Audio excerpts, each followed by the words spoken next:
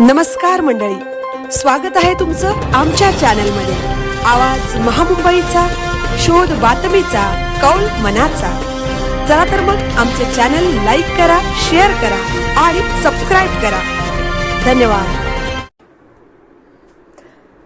आज दिनांक 26 जानेवारी 2026 रोजी नावाशेवा पोलीस ठाण्याचे वरिष्ठ पोलीस निरीक्षक श्री दीपक सुर्वे यांच्या हस्ते पोलीस ठाणे येथे ध्वजारोहण कार्यक्रम करण्यात आला।